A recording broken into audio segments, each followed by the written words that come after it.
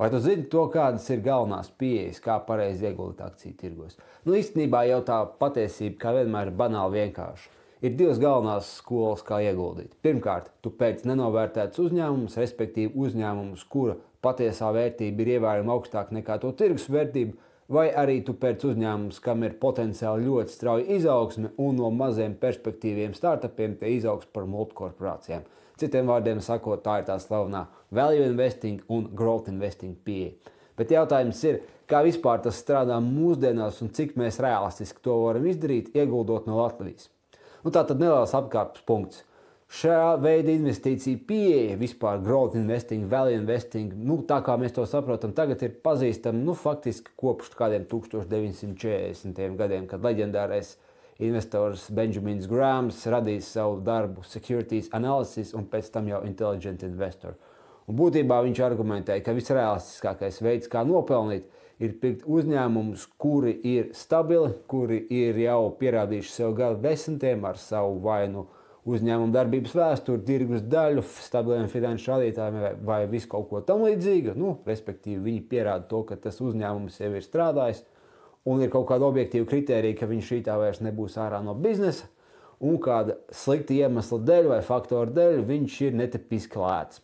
Kādreiz vecajos laikos varēja tādus uzņēmumus nopirkt, interesantā kārtā, nopirkt par to tirgus vērtību, ka tirgus vērtība ir ievērojami zemāka nekā bilances vērtība un tā likvidācijas vērtība. Citiem vārdiem jums paskatīties, cik ir kopēji uzņēmuma aktīvi mīnus saistības, un ja tie kopējie uzņēmuma aktīvi pa likvidācijas vērtību ir augstāka nekā uzņēmuma esošā tirgus kapitalizācija, jūs viņus nopērkat, jo jums būtu faktiski neiespējami ar to zaudēt. Tā var ieguldīt 40. un 50. gados. Šodien realistiski, ja jūs ieguldat Latvijā, šādai klasiskai pieeja praktiski jēgas liels nav.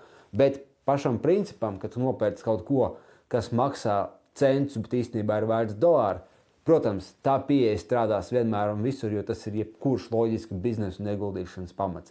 Tāpēc, īsumā par value investing vēsturi tā, ka tā ideja ir vienkārši nopērcēt kaut ko tādu, kas ir ārkārtīgi lēts par to, cik tas ir patiesībā vērts un gaidām, ka tā starpība izlīdzināsies. Kā tad tas strādāt mūsdienās? Kā tad tas strādāt tuvāk mūsdienu apstākļiem? Realistiski tas būtu tā, ka mēs pastamies kaut vai Rīgas fondu biržu, kaut vai pastamies caur stock screeneriem vai kādiem citiem meklētājiem, vai AI, nav īpaši starpības uz uzņēmumiem, kam ir ilgstoša saimnieciskās darbības vēsture, viņš strādā tur 10, 20, 30 gadus ar stabilu peļņu apgrozījumu un zemiem parādiem. Jau ilgstoši un redzams to, ka nekādas krīzes vai īstermiņa svārstības to nav izstušas uz vietas, un skatāmies, vai tādam uzņēmumam ir netipiski augsti, netipiski augsti vērtības rādītāji, citiem vārdiem sakot, price to earnings ir ļoti zems, return on capital ir ļoti augsts, un viņam ir visādi citi kritēriji, kas padarīs viņa cenu ārkārtīgi pievilcīgi pret viņa vērtību. Bet, protams, tā ir teorija. Tā jūs varat uztaisīt labu stock screeneri, uztaisīt tādu sarakstu kompānijām un pastīties, kā viņi strādās. Vai tāds saraksts ar kompānijām tiešām pārspērs biržu indeksu, un vai tas tiešām ir tik ienesīgi, kā mēs to tagad tā ļoti virspusēji teorētiski uzrunājam, par to mēs parunāsim mazliet vēlāk, jo ir cita pieeja. Cita pieeja saka to, ka jūs varat pirkt uzņēmumus, kuru biržas vērtība ir nesalīdzināma augstāka par viņu bilances vērtību, kuriem tā sauktie price to earnings ratio ir nevis tur 5, 10, kas būtu nenovērtētām kompānijām, bet 30, 40 un 50 un vēl augstāki. Un viņi tik un tā kāps, tāpēc, ka ar šo augsto vērtību tirgus pasaka to, ka viņam ir milzīgs potenciāls, un tas, ka viņš ir tik vērts tagad, nozīmē to, ka viņu kopējā aktīva vērtība pieaugs un kopējā peļņas spēja pieaugs 10 reižu, un tāpēc ļoti dārgos uzņēmumos ir lielāka jēga pirkt nekā pilnīgi nenovērtētos uzņēmumos. Un šeit mēs varam aiziet pie tās ieguldīšanas skolas, ko mēs saucam par izaugsmi, jeb growth investing. Un īstenībā, ja mēs atceramies kaut kādu finanšu tirgu teoriju, tad šīs teorijas pamatlicējs bija tās augtais, tas ir nepareizs apzīmējums uz investoru, bet bija Philips Fischers un viņa slavenais darbs Common Stocks and Uncommon Profits, teiksim tā, bruģēja to ceļu uz to, ko mēs varētu nosacīt saukt par mūsdienu izaugsmes, jeb growth investing. Protams, viņš to mazliet savādāk skatījās, viņš vairāk savā darbā skatījās uz to, kā jums uzņēmumu vajadzētu vērtēt kvalitatīvi, nevis tīri pēc skaitļiem.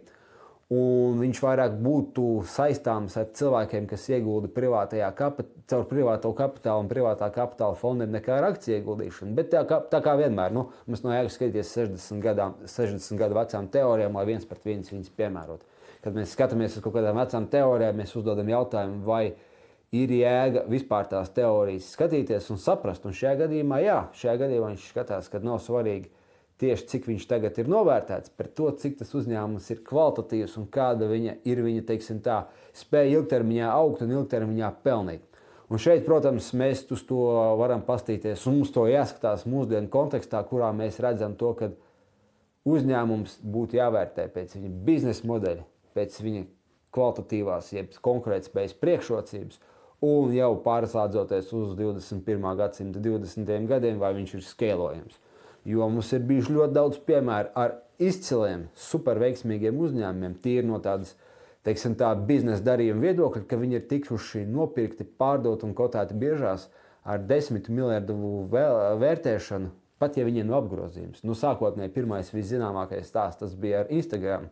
Jā, laikam tas bija Instagrams, kad Facebooks viņu nopirka par 11 miljardiem, kad viņam pat nebija nekāds apgrozījums. Kāpēc? Tāpēc, ka viņam bija liela lietotāju bāze, viņam bija augošs klientu skaits, un Facebook zināja, kā to klientu bāzi monetizēt. Un tagad mēs redzam to, ka Instagrams faktiski ir superveiksmes stāsts visai meta grupai.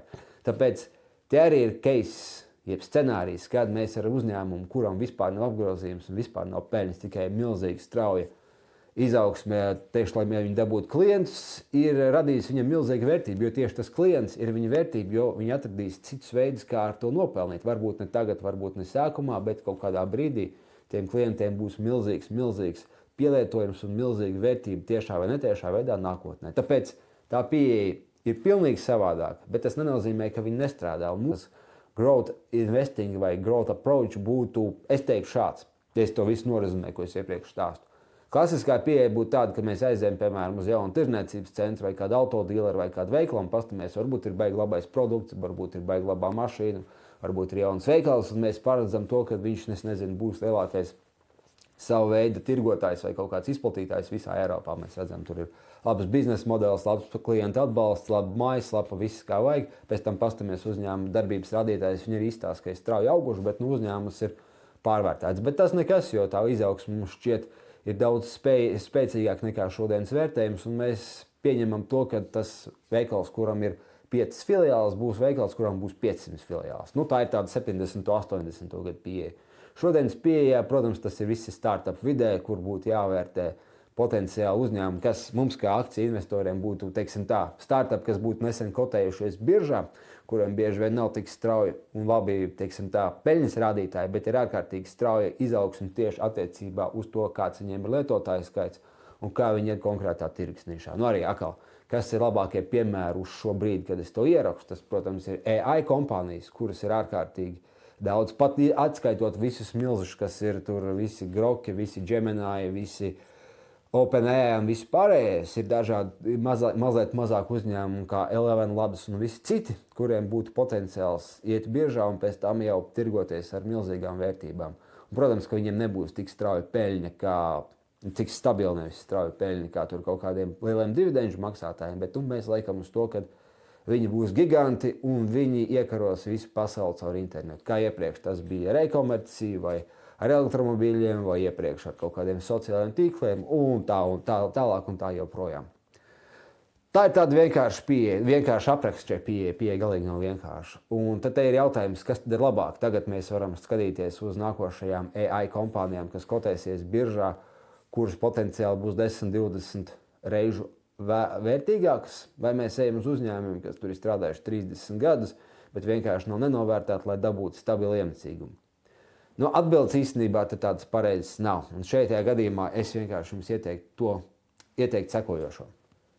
Ja jūs ieguldat akciju tirgos, jūs ļoti rūpīgi izvērtējat, kādu tipu uzņēmumos jūs ieguldāt. Jo mans pirmā teiksim tā, stāsta daļa par vērtības kompānijām ir pilnīgi cita pasaule nekā man iepriekš minētā uzņēmumu ieguldīšanas kategorija, jeb akciju izvēlēšanas stratēģija, kas ir growth investing. Tāpēc, ja jūs ieguldāt potenciālos, AI uzņēmumos vai kaut kādos citos startupos, kas ir nesen kotējušies biržā, Atcerieties to, ka tā pieeja un vērtēšana un viss pārējais būs manām savādāk nekā tad, ja jūs pērkat kādu 40 gadu vecu uzņēmumu, kuram jau 30 gadu pēc kārtas ir bijis stabils peļņas pieaugums un labi dividendžu maksāšanas vēsture. Nekādā gadījumā nelieciet šādu tipu uzņēmumus vienā kategorijā.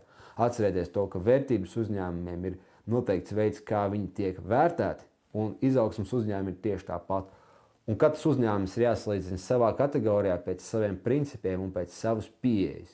Tāpēc vienmēr atcerieties, ir ieguldīšana vērtības uzņēmumos, ir ieguldīšana izaugsmas uzņēmumos. Lūdzu, šo loģiku nejaukt. Un neieguldiet uzņēmumā tikai tāpēc, ka viņam ir foršs nosaukums vai viņš izklausās labi. Nē, ja jums ir pieeja priekš vērtības uzņēmumiem, tad saprotiet to, vai jūs pērkat uzņēmumus tur ar zemu price to earnings ratio, vai viņam ir kaut kādas augstas dividendžu maksājums, vai viņam ir kaut kāda nenovērtēta aktīva un līdzīgas lietas. Tad apstieties, kā viņš ir novērtēts pret līdzīgu tipu uzņēmumu. Jo 100% būs līdzīgi tipu uzņēmumi, kas ir vērtēti līdzīgi un salīdzināti līdzīgi. Un tad saprotiet to, vai tur ir kāda perspektīva vai nav. Pie izaugsmas uzņēmumiem tieši tāpat, ja viņš ir kāds strauji superaugošs, nezinu, elektromobīļu vai mākslīgā intelekta vai e-komercijas uzņēmums, kas ir necen kotējies biežā, un viņam tur ir knāpa apgrozījums, vai arī viņš ir novērtēts 30 reizes augstāk nekā viņam ir ikgadējais apgrozījums, kas it kā liktos absurdi augsts rādītājs. Pastieties uz citiem līdzīgiem uzņēmumiem, pastieties uz to, kāda ir kopējā tendence starp straujas izaugsmas uzņēmumiem, kāda ir 10-15 viņa rādītāji, kāds ir viņa biznesa modelis, un saprotiet to, ka ieguldīt vienā izaugsmas uzņēmumā ir vaiprātīgi riskanti. Un tad jūs varbūt varat izveidot portfeli no 10-15 citiem izaugsmas uzņēmumiem un saprotiet to, vai viņi ir loģiski vai nav, un vai jums ir kritērija, kā vispār to novērtēt. Ja jums tas ir, ja jums ir kritērijas gan priekš nenovērtētiem uzņēmumiem, gan priekš izaugsmas uzņēmumiem, tad jau varbūt var kaut ko salīdzināt un saprast to, vai tās jūsu stratēģijas tiešām ir iedzīgas, un vai jūs tiešām varat pārspēt lielos biežu indeksus. Bet, protams, es to varu noslēgt arī ar tādu vienu citu tādu, kā lai to pasaka, daudz vienkāršāku secinājumu, jo īstenībā vislabākie vērtības uzņēmumi ir tādi, kuri ilgtermiņā strauji kāps un kas ir novērtēti pa adekvātu cenu. Ja iztulkošu Warrena Buffetta citātu, vislabākais pirkt ir izcils kompānijas par godīgu cenu, nevis vidēji labas kompānijas par izcilu cenu.